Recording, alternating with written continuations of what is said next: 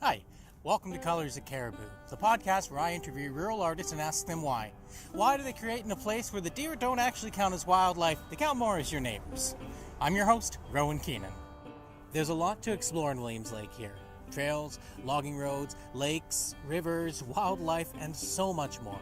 And we've seen throughout this podcast how much it means to the individual artist. The inspiration, the expression of their love for this area runs through all aspects of their works. And it's no different for our next guest, Mark Schiemann. Now, Mark has been an artist for years, starting in the 90s and 2000s as one of the early pioneers in computer-animated TV shows.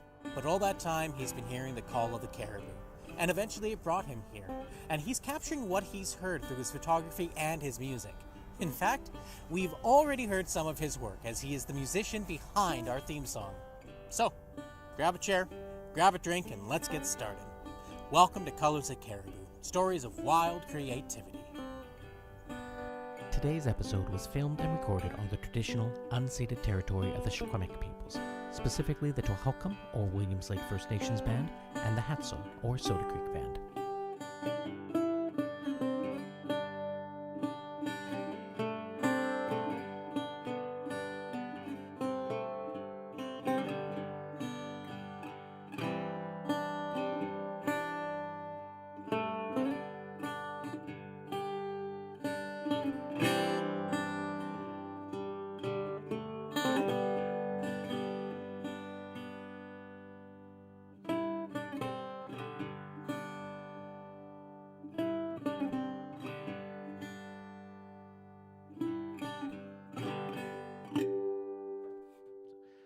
Hi everyone, welcome to Colors of Cariboo. I'm your host Rohan, and today we're interviewing the fantastic Mark Schiemann. Hi Mark, how are you doing today? Pretty good, thank you. Oh, it's good, and I'm happy to have you on the show here. So, Happy to be here. Why don't you tell us a little bit about yourself? Where do I start? I'm a lifetime artist, even since I was wee high. Never gave up on that my whole life. I worked in a print shop for a while. Right out of high school. Actually, in high school, the high school hired me to work in the print shop. From there, I got a job right out of high school in one and did everything I could to start entering the art department in it. Never really, it was a small shop, so there wasn't a whole lot that did get going on that. But it still got me started on the road to here. I had a couple of gallery showings early on, back when I was 18 or 19. And the third one, the guy left with all my stuff and all my money and kind of turned me off the fine art world a lot. Like, I wasn't overly enjoying it to begin with because I didn't click with the people that were in it. Like, and I was doing wildlife paintings even back then.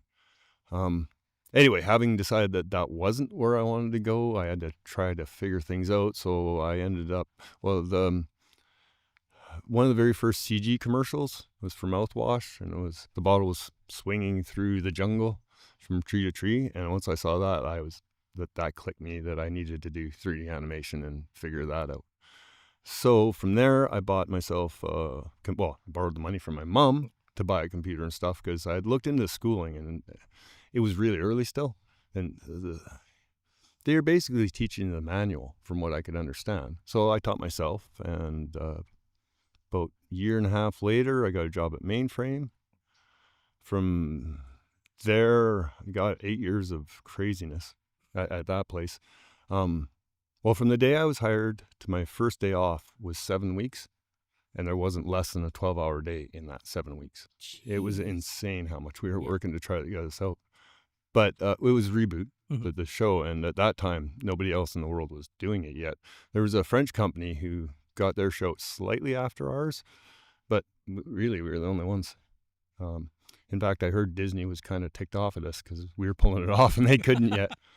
They obviously caught up in the end. Yeah. But the last people you want to tick off, Disney. Yeah. You know what? It was back because that was that would have been in, when did Reboot first come out? 95, I think. Oh, okay. Yeah, 95. Yeah. Yeah. That is so like, so you were at the pinnacle at like the beginning of that, because Reboot's like, I know Reboot as one of the first big CGI Yeah. TV shows that it was ever made. Yeah, That was, I like, came in on the 3rd episode. Yeah. That's the one I started on. Those guys had been, the very first episode took them a year to get out, the very first one. And then after that, it was every 8 weeks, I guess, after that. Yeah. So it was a ride for a while, but it's fun. Yeah. Fun as hell too. Oh, that's, Yeah. and so you start, and like, and the fact that you taught yourself is so, I know I've heard stories of folks like at the beginning of that time of like CGI and computer animation, and like, yeah, the fact that you taught yourself is like, I'm like thoroughly impressed, as well as like not super surprised. It seems that you've got this very like, this very natural, like, no, I'm, if especially because you said you started out at a print shop, and you've like, yeah, you started here, and you're gonna be, I'm just gonna make things my own way. I'm just kind of gonna forge my own path there. Yeah, and it's it's been an interesting path. Yeah. Not always up, that's for sure. Yeah. And this was down in you said you were like, yeah, you were born and raised in Vancouver area. North Van. North Van. Yeah. Yeah, but loved it back then. I mean, North Van was very much like this when up till I was about, early teens, and it started to grow. I guess Expo, right? 86. I think that's when Vancouver started to explode. Before that, it was kind of just a quiet town, even though it was a city. Yeah. I rarely went to Vancouver itself. It felt foreign. So you grew up in North Van, and you watched a lot of that change throughout your life. Yeah. And now you're up here in the Cariboo, and you've only been here for a few short years, right? 8 years. 8 years, yeah. Yeah. Just so. still feels like a few short. I mean, I'm getting older. 8 years is not that long ago. It's not that long. Yeah, and you're right. It really hasn't been that long. I guess because our history with the Cariboo goes back so far that I don't. Like, moving here was inevitable to me, sort of. I mean, we would have come sooner, but my wife was really attached to the job she had at the time, and she was quite happy there. That was Yellow Pages. Oh, nice. But once that started to change, because it did too, as so many companies have. She was like, yeah, it's time. And so, what was the initial connection with the Cariboo? How were you made aware of this place? Oh, my dad, my parents moved up here about 3 decades ago, but my dad moved up here because when he first came to Canada from East Germany, he loved it here. The big pit mine that's up past or towards Likely. Yeah. I can't remember the name of that. And I'm not sure he worked in there, although it wasn't an operating mine at the time, so I can't remember exactly what he was doing. I didn't get the details on that. But I mean, even when we go camping and stuff early on, we come up this way quite often. I mean, one year, how old was I? Maybe 11. We did the Gold Rush Trail. Oh, okay. Came all the way in a Volkswagen van with my dad playing German marching music. It drove me nuts. It's a long drive with that music. I still don't know why you like that music, but hey, everybody's likes what they like, right? Exactly.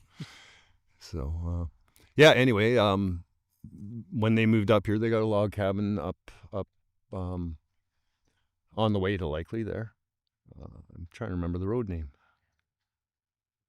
Well, it doesn't really matter. Anyway, they got that up there. So every summer vacation, and this is really the only place we came. I went to Vegas once. Vegas twice and LA once in those 30 years. Other than that, every vacation was here because I just love it here. And I've always been a kind of an off-roady guy, fishing outdoors, and it never ends up here. No, it really doesn't. And there's something interesting around every bloody corner. Like, I'm still out exploring all the time now for my YouTube and just because I love doing it. And I never get tired. I never even come close to getting tired of it. I go take the logging roads, you go around a corner, and somebody stacked up 10 boulders with their like, why? I don't know. But it's awesome. You just see such really neat stuff. You start driving the back roads, and everybody's got their address signs that are super creative and super, like, it's just such a neat place, and it's got so much character compared to, I don't know, nobody's trying to be the same up here. And there's no expectation for them to be. I think it's a wonderful observation. That is, it's it really does kind of speak to those truisms of this area. And I know myself, I'm a lot more invested in the historical aspect, in the stories of the people and the individuals. And I I it I appreciate hearing that from. And you know what? The way I hear you talk about it is yeah, it might sound like you might have only moved here within the last 8 years, but if you've been spending a huge portion of your life up here, that's like, yeah, the Caribou's been a part of your life for quite a long time now. Yeah. And it's interesting to see how that kind of influences you, because there's a very real, I think, a very real like call of the Caribou. I know some of the other people that's a good way to put it. Yeah. Some of the other people I've interviewed they've gone through the exact same thing. They've heard stories of this place, and then they just like, I need to be there. I need to be here. One person I interviewed said they saw photographs of the Coast Mountains, and that's what got them into BC. And then they started hearing more stories of the Caribou, and they're like, well, this place sounds amazing and fantastic. And be it from like the individuals, or be it from like a naturalistic perspective, I have a suspicion that kind of you heard that call when you were younger. Yeah, I call it the Song of the Caribou instead of the Call of the Caribou, but it's the same idea. You could hear for miles up here.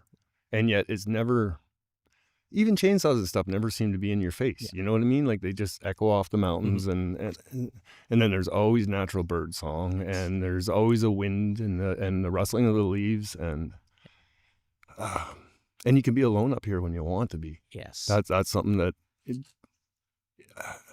couldn't do anymore in Vancouver. That was part of the reason that we left. We used to go up to a place called Ioko in Port Moody. And it was a whole mountain owned by BC Hydro, and nobody knew about it. All right, so up until a couple of years before we came up here, I could go up there and I could walk for 2 hours without seeing another person. I don't know how the word got out. First we saw dog walkers, which is fine, but within 2 years the place was just. It was packed, and we really didn't know anywhere else to go left. That there weren't just too many people. Vancouver's beautiful. I mean, it's gorgeous. The coast is gorgeous, but it feels like there's 10 rats for every piece of cheese. You know what I mean? And it's just that's not a life I wanted anymore. And we knew this was here. Like, why would we not come here as soon as we could? Kind of idea. There are challenges, like I guess most artists have challenges up here, but it's also art. The art itself is far more apparent. It doesn't get lost in the thing. I mean, you've seen Williams Lake is full of murals, and they're gorgeous. Yeah, and the gallery showings and the art walk, and I haven't been a big part of the art community yet, but it's so easy to find, and I felt like I was, even though I haven't joined it officially. I think it's I mean, I grew up in this area, and I grew up thinking, and that's kind of one of the reasons I wanted to talk to artists in this podcast, was because when I grew up in this area, I always felt that there was the stigma against the arts. I remember when I made the decision to become an actor and an artist, there was like, people were still supportive, but it was also a lot more of like, okay, cool, well, you're gonna do that. What are you gonna do for work? Well, I got that in North Van, though. Yeah. To be honest with you, I was just having a German father as upbringing. He was like, you go and you drive a truck or you build a ship, but what's this artsy stuff? No. Yeah, exactly. It depends too. And I found growing up here, there's a lot more. But then again, I also grew up on a farm. I grew up with those, like, that same type of, like, hard work equal is like you have something tangible at the end. That's like you come home with sweat and dirt and blood and all that stuff. Yeah, I mean, and that taught me the value of working hard. I don't regret any of that. I wish they understood the need to be an artist a bit better than they did. It made things a little rough as a kid, obviously. You're not doing what your parents want you to. Yeah. But at the same time, what they did teach me with art, it's made a big difference in my life. Again, I taught myself instead of going to school because that work ethic they gave me, that I could sit down and do the work myself without somebody telling me I had to do it. Right. And I think that's like, and that's kind of, I think that like this weird perception of art. Because again, I ended up going to a university, I did all that, and I love the people that I worked with, but there was always something missing because a lot of the folks I went to school with, they were born and raised in the city. And it's not that they didn't work hard, it was just it was a different type of work, and one that I found that sometimes was really difficult to try to connect with. I know the feeling. Yeah, exactly. So, and it's and I know when I came back here, I saw that shift that you were talking about with like all of the different arts. Like the arts in Williams Lake has seriously been flourishing for quite a number of years, and it's always kind of been there, but I feel lately there's just so much more of it. Yeah. And it is so interesting. And again, that's the whole reason I started the podcast, was because I wanted to talk to people and be like, there are these fantastic artists coming to this part of the world, and they're making it. So why are they here? And that's that brings me back to an observation I've made, that I've watched. Well, West Van in Vancouver was an artist community originally. Now it's nothing but wealth, right? That's been, if you follow the artist community around the Lower Mainland, they make a place really funky and cool.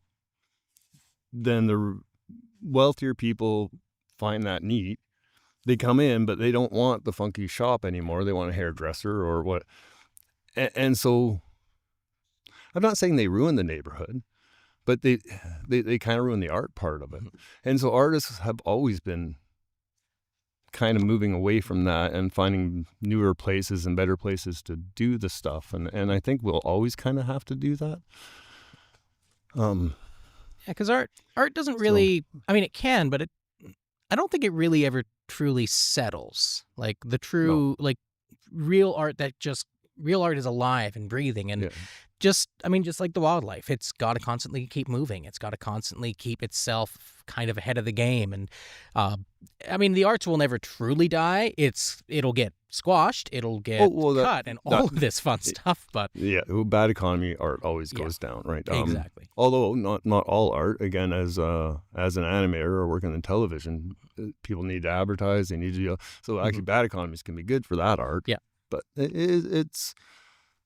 I was more the communities themselves that need to move around, that we can't to stick together. We kind of, we get overwhelmed a lot because art's art. Yeah. It's not as tangible as a building or a road, so we get pushed off to the side every so often, and we have to refigure things out. And I don't think that's so bad, because it makes us better artists. Mm-hmm.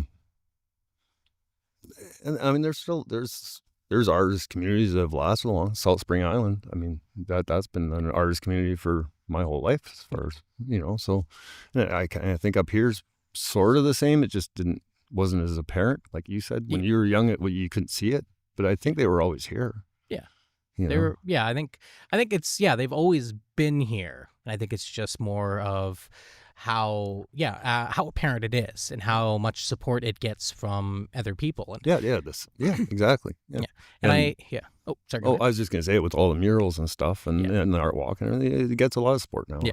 As you were saying not too long ago. And we've got Arts on the Fly as well. We've got there's different music festivals. There's different the Studio Theater does a lot of work, and they've always been doing a lot of work. And I remember that's kind of how I started doing a lot more acting, and how I met a lot of good friends, and how I met my partner as well was through the theater. And I think, and I know for myself, I've seen a lot more of that, and I've heard a lot more of that doom and gloom kind of aspect of the arts are dying, everything is doing poorly, and it's never going to be there. This is getting cut. But I think, as you said, I think it was a really good observation of just it's something that it's moves. like the tide. Yeah. Animation is actually a great place to explain that, because it's a hard business. It's art based, and it has gone back and forth every decade since I was a little kid. I mean, we had horrible animation when I was young. We had Hercules and Spider-Man, and I mean, we were lucky if they moved an arm. Yeah. But what I've noticed with the animation industry is that the business guys will be in charge, and they'll kill the artistic side of it, and it won't do as well. So they'll start putting artists in charge. The artists are useless at the business side. We just are, or at least most of us. Well, I know I am anyway. So once the artists get in charge, again, it'll peak because the art's fantastic. People want to watch it, but we're spending way too much money and we're not paying enough. So then the business guys come back in, take over charge. The art side goes back down. It just up and down and flows like that. And that's just, it has to be that way because that's kind of how our ecosystem works, Yeah, in this like capitalistic society where everything is commodified. Yeah. And doesn't necessarily make it like a bad thing. I think, there's always been that balance of like, how can you, because you need money to make art, and the art is what brings the money in. And then if you start getting too soulless, if you start having that too, like if it's just pure business, then you get, it's all focus group tested, and nobody, and like people are like, that's not reflective of the people as no, it becomes lowest common denominator. Yeah. But then again, there's also the artist too, which I feel sometimes, and like I've met some people like this where they themselves are too high up in their own art and in their own, I'm not even sure the word. But I'm almost going to say their ownness. They're like, this is my art. I know what's best. I know this is there, and sometimes there's a loss of the connection of themselves with the general audience. Because again, I guess it's kind of like what makes art. Is art something that you create, or is art something that you show off to an audience? Well, and I think that depends on the artist, doesn't it? Exactly. Really. I mean, as an animator, we had to work as groups, and sometimes quite large groups. And there's always. Well, that's why you have a director in that case, is because somebody has to have a vision and get everybody to get in line. Although, I really enjoyed the directing when I did it, but it's artists are like kids. It's half running the show, half running kindergarten. Yeah. I remember having a director in university. I was working stage management for them for a show, and I have like an entire book of all of his witticisms, all of the things he said. And one of my favorites thing is just like, actors are just a bunch of ferrets. It's just like herding ferrets around. So, and I'm like, and working stage management and as an actor, I've felt like, no, that's really accurate. So yeah, that is a good way to put it.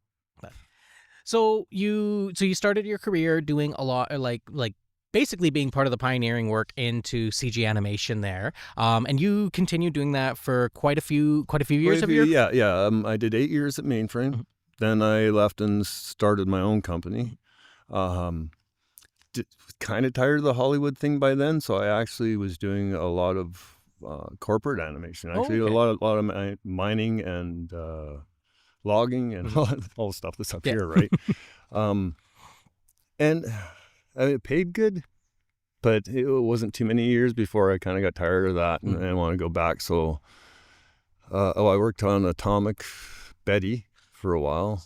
That was that was actually probably one of the most fun shows I've worked on because there wasn't a lot of CG in it. It's mostly 2D. So the CG stuff made to look 2D that I did was not overly taxing and not super long hours, just really good people. Atomic Animation actually was a great company. I enjoyed working with them. Kept that going for a while, but what eventually got me, one company bought up all the computer software licenses or companies, I guess, that are out there. And once they owned all of them, they cranked the licenses price up. And as a small company, I couldn't afford it, to be honest with you. So that put me under. Although I guess that was another 8 years of that. And then for about 5 years, I started a company doing guitar, all kinds of guitar stuff. I sold miniature guitars, replicas of different artists, and we had those being made for us in Indonesia. I did full-size guitars myself. I airbrushed them and painted them. That was going quite well, actually, at the beginning. And then in the 2008 crash, that nobody would buy. Nobody was buying any of that stuff. I went back to animation for about a year, which would have brought 2 years, I guess. Wasn't really, my heart wasn't in it for that point anymore. And so we started to move up here, really, from that point. During that, I was doing, all kinds of different stuff. I was doing some graphic art. I mean, back to the printing stuff, doing business cards and all that kind of stuff for people. I was doing a little bit of video work, did a couple of music videos for some friends and people like that. Did try to shoot a pilot, Wrench Brothers, I think that was called. Wrench Brothers. Never got sold, so that one didn't turn out. But once I moved up here, most of my concentration was on the house we had bought. Yeah. So a lot of work. Yeah. A lot of work. A lot of work building houses. But it's also creative and artistic. You know, I got to paint the walls and, I paint, instead of replacing the floors, we painted. They were this weird rubber stuff, I guess, from the kitchen floor especially. Oh, okay. Was this, anyway, I managed to sand it down and paint it, held acrylic paint fine, didn't wear or anything. So painted that floor, painted the walls, redid the cabinets, all that stuff. It's too bad it's gone. Yeah.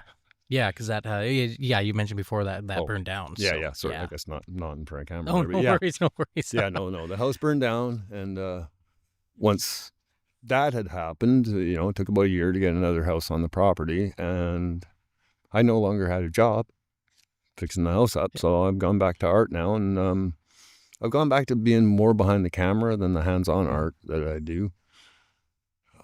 And starting a YouTube channel, and more than that, back to my music. I've been playing guitar since I was 12. My brother got a guitar, decided it wasn't really his singing, threw it in the closet.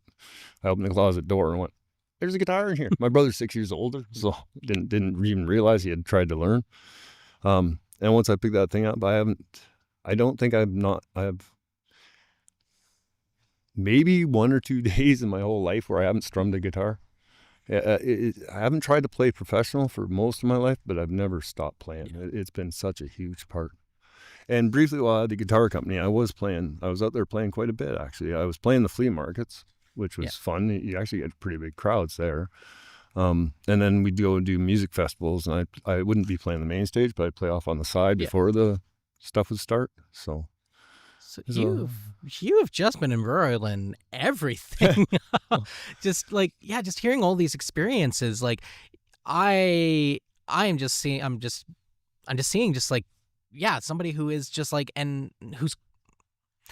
I'm seeing somebody who creation is such an avid part of their life, like in all aspects of this. And like that was going to be in the next question, because I wanted to talk more, or like I wanted to jump into your music stuff, because because you're very thankful. Like you've done a lot of really fantastic music, from what I'm hearing. In fact, you're the one who's doing the music for our theme here. You're graciously letting us use that, and like it's I'm losing my train of thought right now, because I'm like, there's so much I want to ask, but so.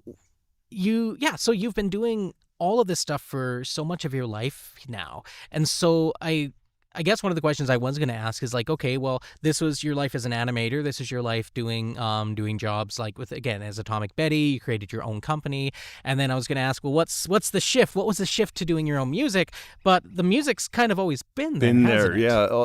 Well, I mean, Mainframe, I wasn't doing music for the shows or anything like that, but we had a band at Mainframe that I knew that the drummer had stage fright, and he was honest about that right off the bat. And the bassist said, the original bassist said he had no interest in playing. So we knew, like, kind of right from the start, it would never be a band that would go out and play. Mm-hmm. I really wish we had recorded stuff, though, because we were all different genres. I grew up heavy metal. Mm-hmm. I'm nowhere near that now. I guess I was a bit angry when I was young. Just rebel without a clue, right? As I got older, I got more and more mellow, and my music kind of shows that now. But at that point, I was still pretty hard rock, at least. The bassist was a country bassist. The drummer was ska. The other guitarist was I don't know what you call him, ambient.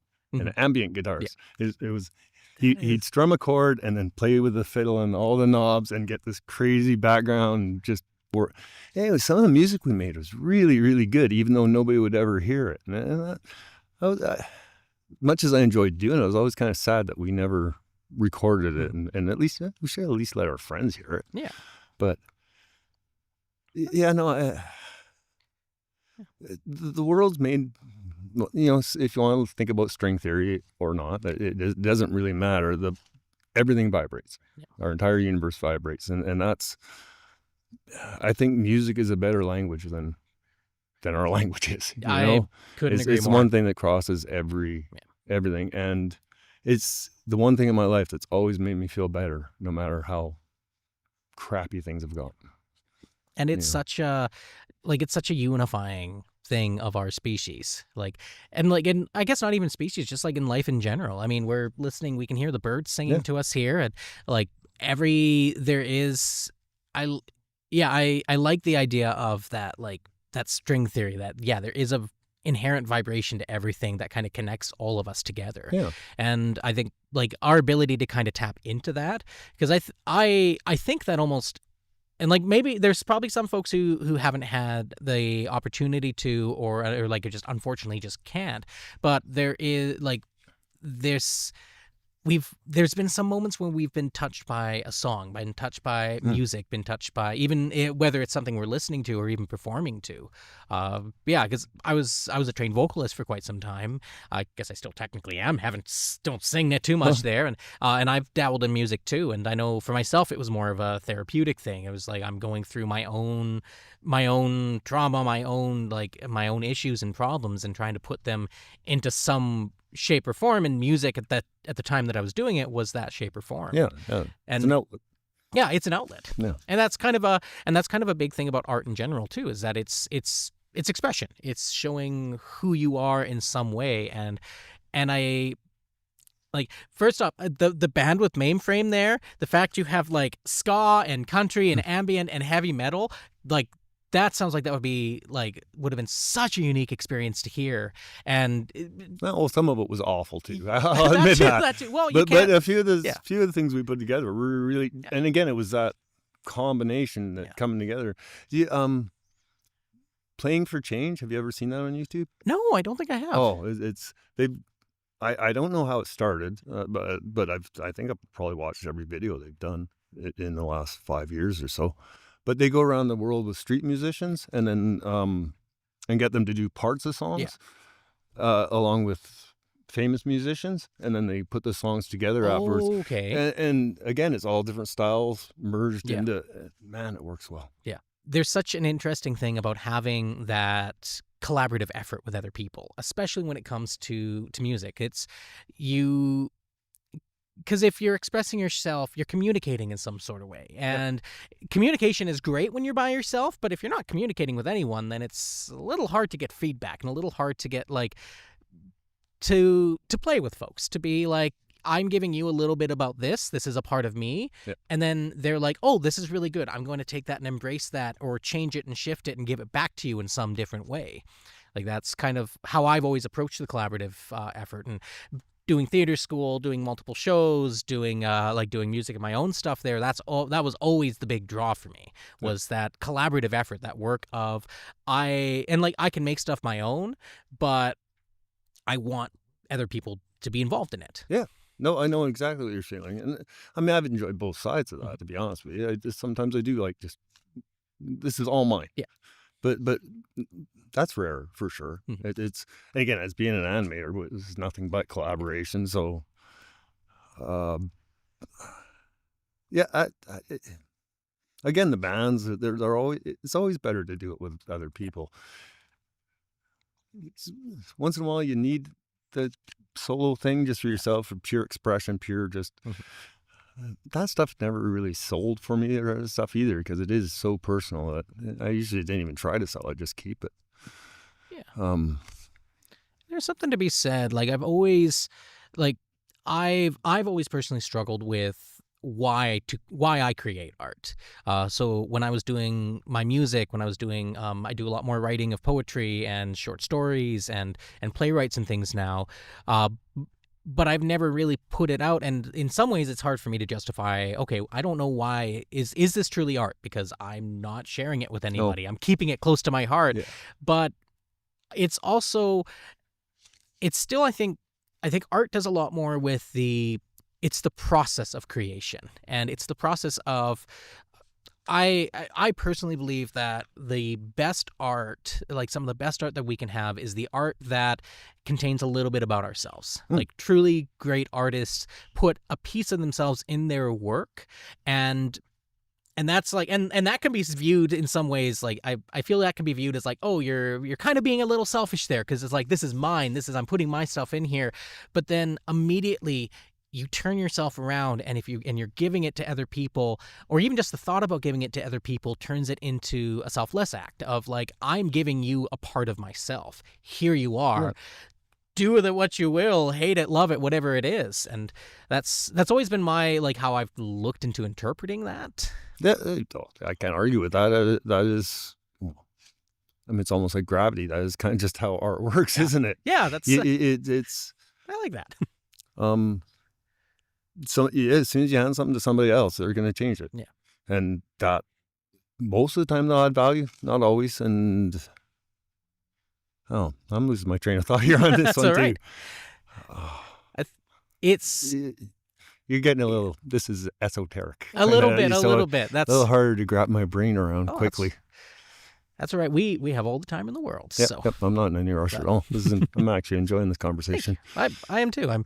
It's been so interesting talking to different artists and different folks, especially coming back here. And like for somebody who's kind of been out of the art world for a little bit, partially because of COVID, partially because of my own mental health issues, but being able to talk to people who are passionate about it, and I'm seeing like there's a very clear passion, and again, that hard work and dedication is like just listening to your story is like there is a level of inspiration there. It's like, yeah, this is somebody who has, like, you might not have always known what you've wanted, but you've at least that's true. Yeah, you've at least been it sounds like you've at least been willing I've known to the direction always. That's exactly it. You know the direction that you want to go, and there's a sense of fearlessness I'm getting of you just being like, you know what, I'm going to go out in the middle of nowhere. I'm going to go and just, whether it be like career wise, whether it be like, again,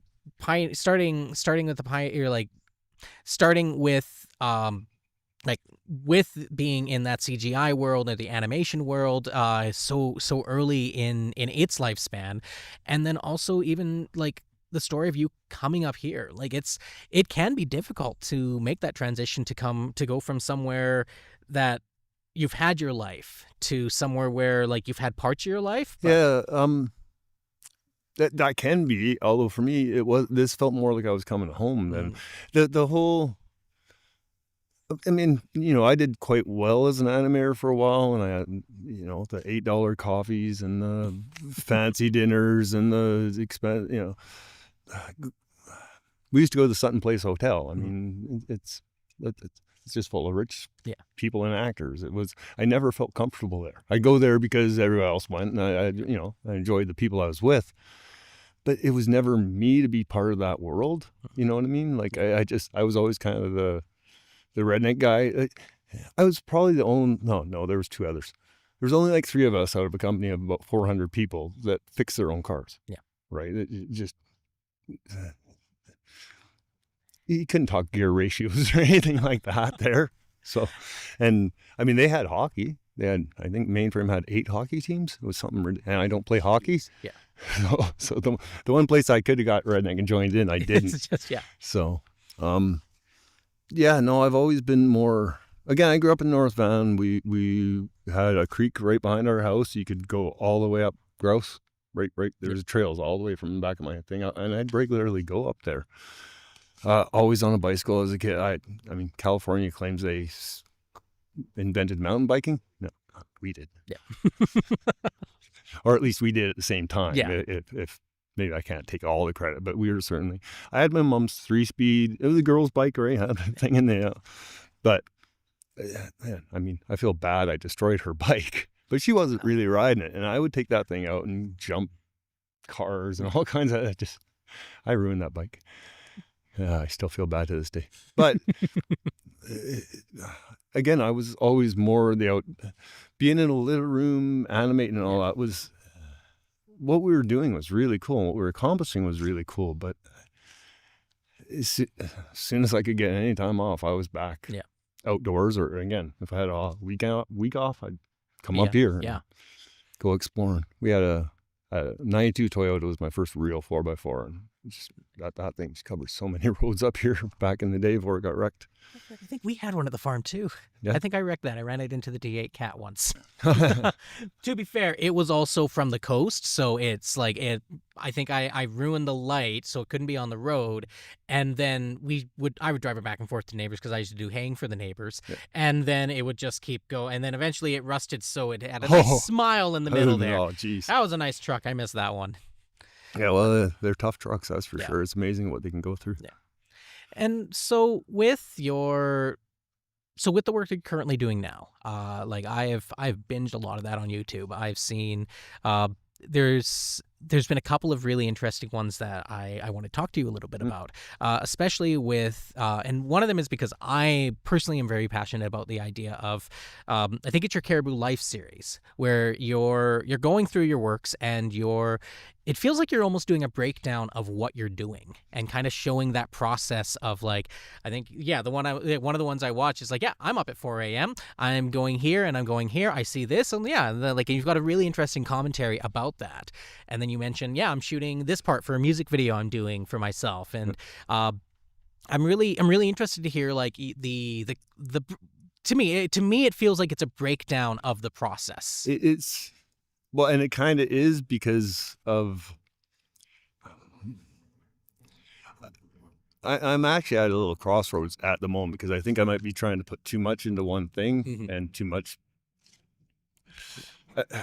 I love the Cariboo and I love my music and I'm combining those, I think, fine. But now I'm trying to bring so much into it that I might be over, which meant I had to kind of break it down for myself, let alone the small audience I have so far. So that is why that's like, but it's going to continue like that because I don't, how do I put this? I don't think enough of the world is getting out there. And if I can get people to start following their own heart and their own, again, I love shooting wildlife. I wasn't even sure what I was going to shoot before this. When I was younger, I was shooting music videos and I was shooting extreme sports stuff because that's part of what I was doing and stuff. And again, I started in my front yard just shooting the birds a little over a year ago now when I bought my cameras again and stuff. And there's a bug there that'll get you. Well, wildlife is, and the more you shoot it, the more you realize that it's its own challenge. Wildlife's not going to do what you want it to do. It's not going to pose for a picture. Trying to get something with a nice background, it takes patience, it takes time, it takes effort, and it fits so perfectly with me wanting to explore the Cariboo in the first place because I got to get out there and find all this. It gets me out the door every morning, and that's. If I can figure out how to get that to inspire other people to get the hell out of the door. We're all watching the news and watching our video games and watching everything's on our screen and I used to live that life myself, right? So I do understand it, but it's not healthy. It's not how we should live. And before all this, when I was a kid, I'd get out all the time. Technology in and of itself isn't bad at all, but the way we're using it is not smart, I don't think. And I think that's been a really real thing, especially with artists. Like I know in the last year and a half, like generative AI has been frankly terrifying in many ways. Yes, it is. And I think it's more the prospect of it because I think again, like the technology isn't bad. It's a tool. Yep. It's just how some people are using that tool. In some ways it's bad, at least in my opinion. The motion capture for animation was kind of like that. We one of the series we did was all motion captured. Mhm. And it was, honestly, it was nothing but a nightmare. And I think it did pretty much zero. The client wanted it because it was the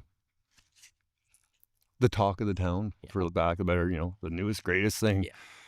But it took all the actors wearing the motion capture suits, doing all that work, a crew of people to motion capture that, and then it took the same amount of animators to clean up that stuff to make it look, because it would be all jiggly and weird. Yeah. So they'd have to take keyframes up.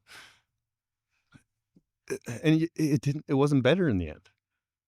Like, if it improved things, that would have been great, right? But it didn't. And maybe to this day it is, but it's almost like using we jump on things far too soon and far too big just because they are the next big thing. Yeah. And again, that's not healthy. We're not creatures to change that quickly, and it's messing us up as a society, as far as I can see. And I think that the trick is to just back off that little bit. It doesn't matter what life you're in, just take some time and take it, go for a walk. Yeah. Go out and whatever, shoot whatever. If you like architecture, go out and see it or shoot it or draw it. What cars, people, it doesn't matter. Just get out of your door and go experience the real world. Mm-hmm. This one here, not the one on the screen, not the one that everybody says is. It's like the whole. You can have your opinion about global warming wherever you want, but if you watch the news, the weather channel used to be green and blue for 28, 30 degree weather. Now it's orange and yellow and fear and fear. You come out here and you walk around, you realize this isn't gone tomorrow. Yeah. Maybe we aren't managing this very well, and there's a lot we could do. But it's not what people think it is. It's like all these people that hate logging and hate mining and it's building your house. There's no copper for your wires. There's no copper for your phones without this stuff. And if you go out and actually look at this stuff, at least in here, I know some parts of Canada is still clear cut, and I mean that's ridiculous. Yeah. But the way they do it here, they do small sections. I'm out there all the time. The animals use the roads just like they use their own trails that they make. The cuts create berries and bushes, and we're more part of the ecosystem than we give ourselves credit for. And lately, we're acting like we're not part of it at all. Yeah. I think it's a really good observation and to just kind of even put it as like things are not as simple as they seem. It's there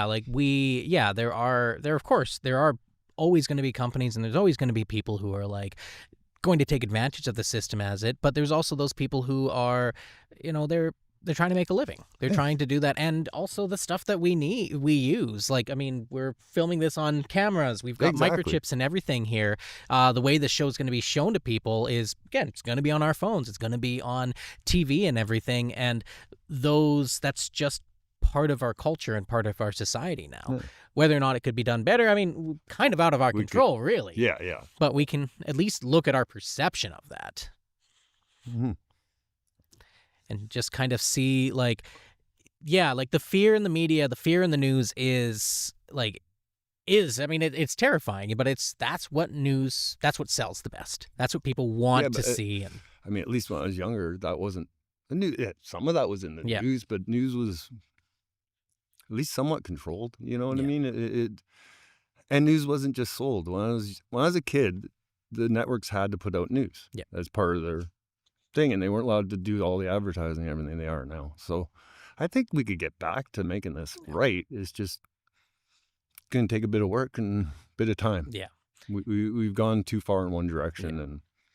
And I think your point earlier of just like wanting to inspire people to just get outside and look at the world and actually become a part of the natural world itself is like, that's something that really feels it really feels that it's something that we do need to have a little bit more. And and some days it's great that you can you've got Netflix on your phone and you can go sit anywhere and go watch the latest Hollywood show. But there's also a sense of disconnect from that. And for me, music's that, right? Yeah. My connection with the animation, I get zero connection with the audience aside from what they write back. Yeah. Which is, I mean, I remember, God, actually, the management at Mainframe showed it to me. But there was a 3-page email, would have been if you printed it out, about how our show was satanic. and I actually took the time and read the whole thing. I couldn't believe what the guy was seeing. Just in, like you had to.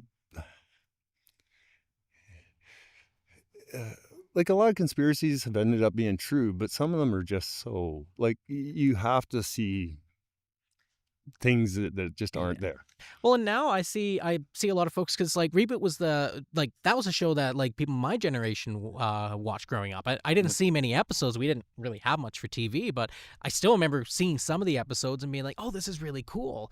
And then even like looking at stuff online, there people still talking so fondly about it now, especially like the kids who were watching it were seeing that and being like, this is something that I love, and this is something that's new and unique and different. I mean, I don't know how much of that there is now because things have kind of come around in a cycle. But the toys came after the show, not before. Yeah, and I think that was one of the biggest differences. It was a story-driven show, a script story-based show with good stories. Yeah. That was good stories. Yeah, that's what made that show. And that's what I love about that kind of stuff, is because like it was a show that was animated for kids, but like you can still have a good animated show with good stories with kids. It doesn't have to be just like some of the stuff out there where it's like, oh yeah, they're kids. The kids are dumb. They don't understand it. It's like, no, kids understand a lot. Kids understand a whole lot. Yeah. And it's been. And and like again, I was a puppeteer. I know it's like I've experienced a lot of like what kids can pick up and what kids can see and what works for that stuff. Yeah. So. Yeah. Well, Mainframe did a show. I won't say what show it was, but it was very commercial driven, and that was the opposite. The scripts were driven to sell toys basically, and had very little. Yeah, exactly. Very little youth for lessons or growth in life, And I mean, that to me, that's what art should be more than anything else, is helping somebody, not grow, that's the wrong word, but just changing people's perspectives. Yeah. Or widening people's perspectives. That's the best way I could put that. And I think it's like, if art is like is an expression of yourself, that this goes all the way back to like, in some weird way, a form of collaboration with yourself and the audience, because you're expressing something and the audience is picking that up, and whether or not like they might remember it 10 years from now, it might inspire them to do something else like in the moment there. It's still a very I'm stretching really far here, but like it's still a form of collaboration in some way. No, with an audience, there's no art, right? Yeah. So I think it's more than you're saying it is even. Yeah. You kind of need both in the way. So. Yeah. You don't want never to know how people react to your stuff, but sometimes a little bit of distance can be not such a bad thing. Yeah. We tend to be feeling people, I guess, for lack of better wording, extra emotional, whatever you want to call it. And I've had my feelings hurt plenty of times because, people trash your work or whatever. So it's good to have both sides of that and have that balance for sure. I always get over it. Yeah. People can think whatever they want about whatever they want, and they should be able to. So. Oh, exactly. Yeah, like that, and like sometimes you can learn a lot from that. Well, from constructive criticism. Yeah. The outright trolls and things like that can be a little bit too much. They're easier to ignore though. It's pretty obvious what they're doing. Oh, exactly. Yeah. So.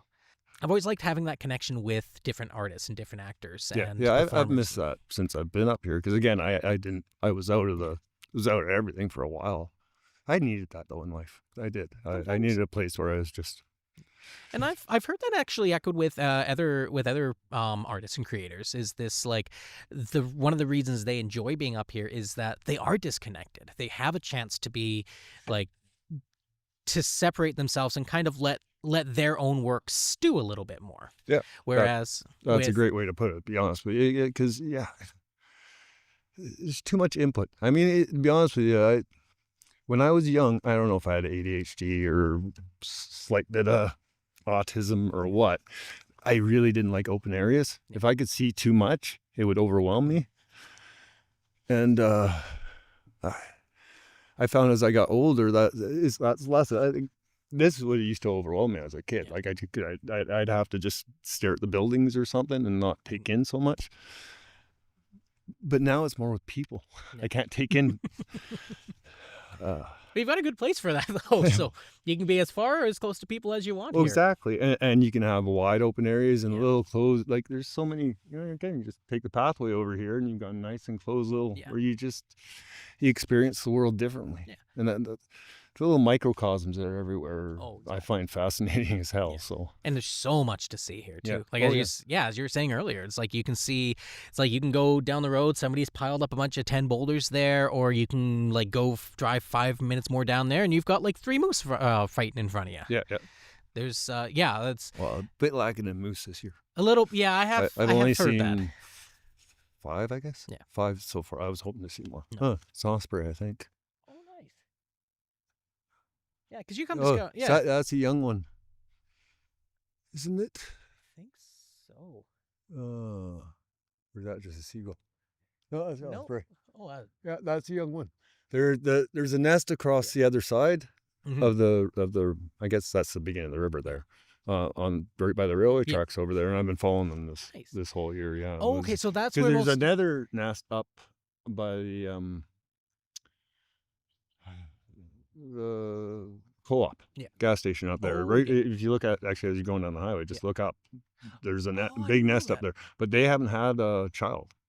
Okay. They've been trying to get the thing going the whole year, but no young one. Whereas the one over here, they managed to and now he's out hunting on his own now. So just started in the last couple of weeks. And so like, because I've seen some of your shorts. That's some of the ospreys that you've been putting in your shorts there. Yeah. Nice. Yeah. And like this is like we're filming this right now in Scout Island, which is a amazing little like preserve in Williams this Lake place there. Is just fantastic. It really is just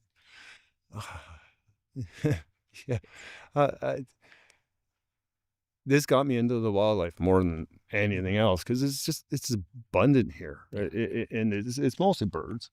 I haven't seen a bear here yet. No. Quite a few deer. Oh well, we had the 2 that came up towards the interview. Just I've seen evidence of bears. Yeah. they are around. There's a couple of big piles of scat somewhere.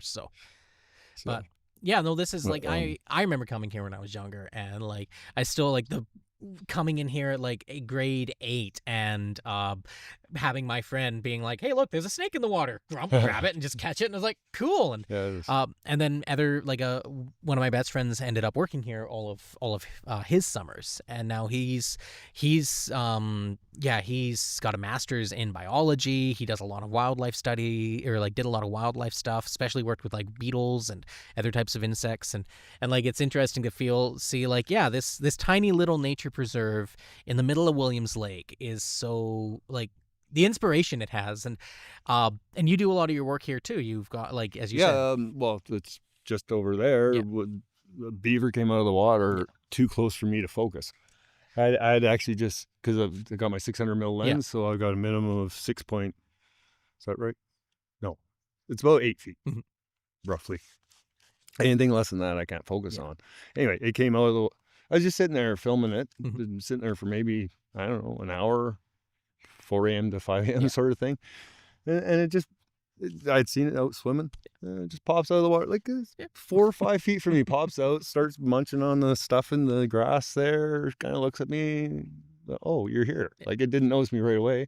Once it did, it just sauntered off. And there's been a lot of things I haven't been able to capture, but would never give up for the experience. Yeah. But it's I think you're like, you can almost, I mean, again, this is getting like slightly philosophical, but you're like, because a lot of your music is like it's your life in the caribou, it's the stuff that kind of inspires you there. So even if you don't capture it on like a camera, it'll come out in the coming song. Out in the music, which like, again, your music is very like, anytime I hear it, it is, I feel like, yeah, this is actually very representative of the Cariboo. Oh, well, And thank you very much. That's like, as I was saying, like as we were saying, like when we first discovered your music, when it was first shown to us, it's like, hey, you should. It's like, hey, this is a great person to have. They've got some really interesting stuff. That was our reaction. Was like, this is exactly what I want for the theme of the show, and exactly how I envision the show. And especially since the show is so intricately tied with the Cariboo Chilcotin area, I was like, yeah, no, that's one of the big reasons as soon as we heard it, it was like, nope, I want this music and I want to talk to you about that. I'm glad. Thank you. Last thing we do, so we're starting to wrap up a little bit here. I've got 3 questions that I ask everybody who comes on the show. So first question is, if you could spend a week with anybody, past, present, historical, whatever you feel like, who would that person be, and why would you spend a week with them? God, there's so much. That's a hard one. Wow. I'll go with the first one that popped in my head, even though there's another dozen sitting there. That'd be Jimi Hendrix. Just, wow, what a creative force that guy was. And he was not, him and Stevie Ray Vaughan, I often wonder about, would they have kept being creative their whole lives if they had, because they both died at 27, right? Really young. Yeah, I think that's right. And both just massively creative guitarists, massively inspired, and more than anything, I don't know how they could pour that much soul into their music and not burn out the way they, I mean, Stevie Ray Vaughan didn't burn out. He was coming off the alcohol and drugs and everything when he died, but they lived so hard and so fast. It would be really cool to see, and especially if I could spend a week with them, if they had still been alive and been this, I guess they'd be in their 60s or 70s now, right?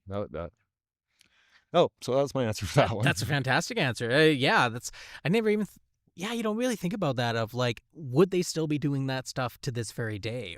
And I think they would, but I wonder how, like, could you have kept burning that hot for that long? Yeah, it's a good question. Unfortunately, we'll never really know the answer unless we try it ourselves. Oh no, I'm too old for that stuff. I'm not doing that. The second question then is, what is your most favorite compliment that you've ever been given? And this could be anything. Doesn't have to be related to your art. Whatever you feel like. Wow. The compliment you gave me about having my song on your show is the one most in my head, and I certainly appreciate that. It is a big one. But the one, I don't know, I guess the one I'm probably most proud of, and it's happened more than once, is just people complimenting me on my ability to look at both sides of things. I rarely will take just one side or quickly jump to, so yeah, I guess it would be that, even though there's not a specific compliment there, though. It's probably one of the things I'm most proud of being able to do, is not quickly come to judgments, and not, again, try to take in everything before I make my mind up about something. I think that's fair. And to be fair, it's kind of a difficult question to think but it is, like, it's a really strong trait to have something like that, especially in a time where it is so easy to jump judgment. Yeah. So the last question is, what has been the best advice that you have ever gotten, or what advice would you have liked to have gotten? This one actually is kind of easy, and although not straightforward. As a kid, I read a Roald Dahl book. I can't remember the specific story name, but anyway, the guys learned how to read cards in it. So he could see, he was learning how to see through a card. Anyway, that the whole point there doesn't matter. What he did was he would meditate to develop this ability, and he would imagine a flame in his head, and he would go into that black part in the flame where there is nothing. As a kid, I thought, oh, I could do this, right? Obviously didn't work at all. I can't read cards. I can't see through anything. But that ability to go to that black place, the dark where there's nothing, and mostly empty your mind, is a really good skill, because when you let the world come back, you can let it come back one thing at a time, just little by little. And you can see things so much clearer that way than you can if you just, if you never give your brain that break, if you always just let it run.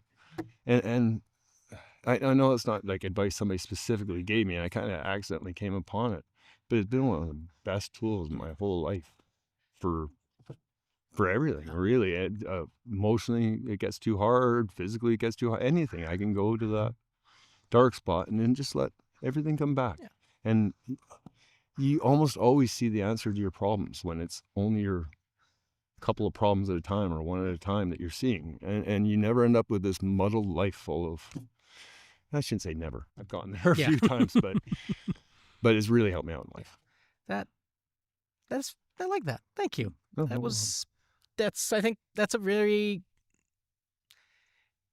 that is great advice. And even if it feels like it, I think it was given to you in some way. Yeah, it feels like that. Yeah, it does actually. Maybe not just somebody saying it. It's like, hey, this is what you need to do. But No.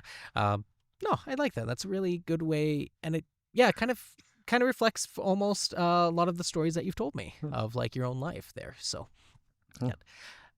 Thank you so much for being on the podcast here and having this very enjoyable, wonderful conversation on a lovely, wonderful day. And before we go, is there anything you're currently working on that you want to give a quick shout out for? No, not specifically, but I mean, if anybody comes and listens to my music, I love it. It's the more it's out there, the better. Perfect. Thank you again so much for being on the show, and thank you everyone for watching for this episode. We'll see you next time. Hey, thanks for listening to Mark and I talk. It was fun being able to record out in nature, and we even had some four-legged friends curious about what we were doing. Scout Island is such an important place in Williams Lake, and it does mean a lot to a lot of people. In fact, I think most communities have something similar, so if you haven't, take some time and go look for yourself. You might find yourself a new favorite hangout spot.